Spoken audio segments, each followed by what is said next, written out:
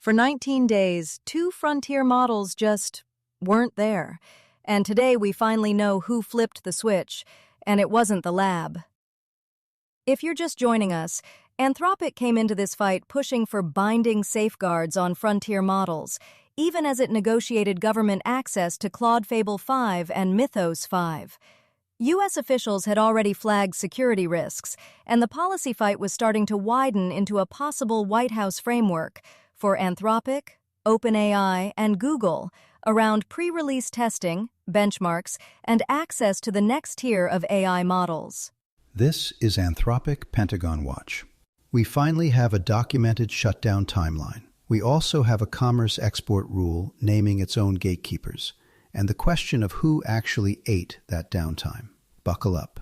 First up, the number that pushes this out of pure policy and straight into vendor reliability. We'll keep tracking Anthropic binding AI regulation push. Follow the show so the next update finds you. From Particle News. On June 12th, the Commerce Department issued an export control directive after Amazon reported a prompt-based jailbreak, prompting Anthropic to take Mythos 5 and Fable 5 offline worldwide until government concerns were resolved. Particle lays out the sequence cleanly. On June 12th, Commerce issues an export control directive after Amazon reports a jailbreak, and Anthropic pulls Mythos 5 and Fable 5 offline worldwide. Anthropic wanted binding rules. Here they arrive with Commerce holding the pen. And look at the fix. A targeted classifier that blocks the reported jailbreak in more than 99% of test cases. The jailbreak. Amazon reported one prompt-based exploit. Anthropic patched that one exploit, and the government's own testers signed off. The Center for AI Standards and Innovation tested it independently and approved the fix before controls were lifted. That is a real second set of eyes, but the 99% is still measured on the failure they already knew about. Right, and the nationality verification gap that spooked Commerce in the first place? Not in the fix. They plugged the leak Amazon pointed at and called the boat seaworthy. The other quiet line is this. Anthropic agreed to faster reporting and pre-release government review. That's the precedent. Fable 5 came back July 1 for everybody. Mythos 5 came back June 26th, but only for vetted U.S. agencies and companies. Allied access, unresolved. So a model that shipped to the world gets clawed back and re-released on a guest list Commerce controls. Faster reporting to whom? Audited by whom? Particle doesn't say, because nobody's written it down. Step back for me. When the Pentagon tells Anthropic to lift Claude's military use safeguards or lose its contract, is that just a powerful customer demanding different product specs, or does it cross a legal line into government coercion? It's both, and that's why this dispute matters. On paper, sure, the Pentagon is a customer, but this went past normal procurement horse trading. Axios reported that the Defense Department pushed 4 leading AI labs to allow military use of their tools for, quote, all lawful purposes, even in the most sensitive contexts.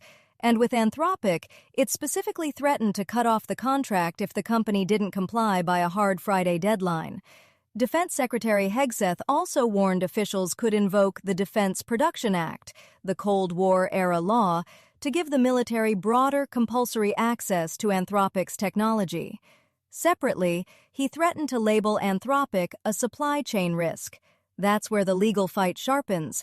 After Anthropic refused, the Pentagon followed through on that designation, and FIRE, the Foundation for Individual Rights and Expression, filed an amicus brief in the U.S. District Court for the Northern District of California, arguing it was retaliatory and violated the First Amendment.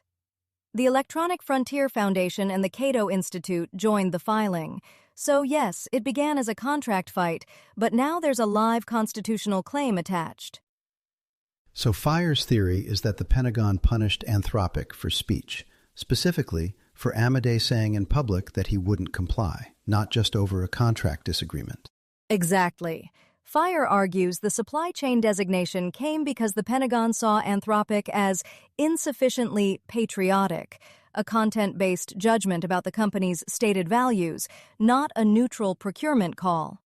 Amadei said the company cannot in good conscience allow uses that might undermine rather than defend democratic values. That's the kind of statement the First Amendment is meant to protect from government retaliation. So watch the Northern District of California for any ruling on that constitutional question. It could set a precedent for every AI lab doing government work. Thea Kendler, writing in Mondac. The U.S. Commerce Department has taken unprecedented action by extending export controls to artificial intelligence models themselves and API-based access to those models, issuing company-specific directives that require licenses before deployment to foreign persons worldwide. Here's the codification I've been waiting for. Mayor Brown lays it out. Commerce has moved beyond chips and is now controlling the models themselves, API access included, through company-specific directives that require a license before any foreign person touches them. Worldwide. Read that again. Licenses before deployment to foreign persons worldwide, off a novel interpretation of existing authority. Translation. Commerce decided it already had this power and just started using it. And the flip side of the control is the gift. Release authorized to specific, trusted partners. The access tier is now a formal commerce mechanism, not a glasswing carve-out. Nowhere in this does anyone define who counts as trusted or by what standard. That's the whole ballgame.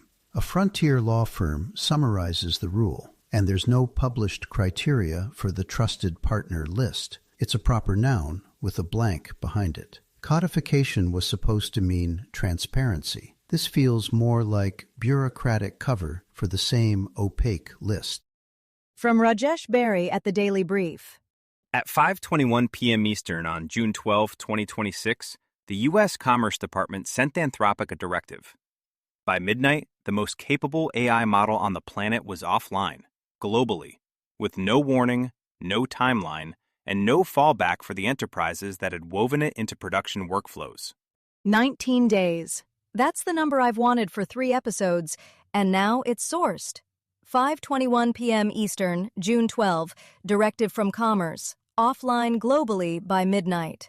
No warning, no timeline, no fallback. And every enterprise that welded Fable 5 into production ate that downtime blind. 19 days dark. No timeline, no rollback plan. Who covered that cost? That's the part that changes the frame. We've been treating it as an AI safety story. If you're a procurement officer, it's a vendor reliability case study. Your infrastructure got switched off by an agency you don't even contract with. Right, and here's the liability question nobody's touching. Did any of those enterprise contracts have SLA language covering a government-compelled shutdown? Because I'd bet almost none of them did. Force majeure didn't imagine commerce with a kill switch. From Dimanth Kashyap at International Business Times. After the company released the 2 frontier AI models in June, the U.S. government intervened, suspended access within days, and subjected the models to technical reviews involving multiple federal agencies before allowing them back online. The International Business Times lays out the precedent cleanly. For years, the labs decided when a model shipped. Over these past 3 weeks, that call moved to Washington. For the first time, officials stepped in after a frontier launch, not before. After launch. That's the part that should make every enterprise buyer sweat. Mythos and Fable were live, in production, and Commerce yanked them anyway. And notice the tell in the OpenAI line. GPT 5.6 got coordinated with federal officials before wider release. Nobody made them. They read the room and folded the review into the rollout preemptively. Right, so the post-launch kill switch becomes a pre-launch permission slip without anyone writing a rule. What's the legal authority for a global takedown? IBT frames the precedent but doesn't cite a statute, because I'm not sure there's a clean one to cite. This is the piece I keep coming back to. Multi-agency technical review, a global pull, restoration on Washington's terms, and the theory of the case is a chain that reportedly starts with Andy Jassy calling the Treasury Secretary. A phone call, not a filing.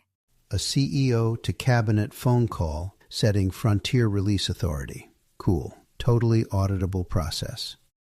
If you follow Anthropic's Pentagon work, you may also like the Data Center Daily, a daily briefing on AI compute, hyperscaler CapEx, the power grid, semiconductor supply, and energy markets reshaped by intelligence at scale.